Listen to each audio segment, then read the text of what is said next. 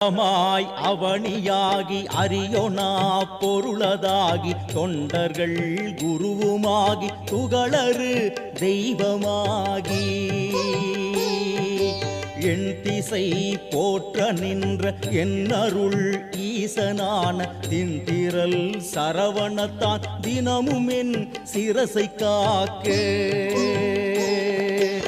ஆதியாங் கையிலை செல்வன் அணி நெற்றி தன்னை காக்க காதவிழ் கடப்பன் தாரான் தானிரு முதலை காக்க சோதியான் தணிகை ஈசன் துருசிலா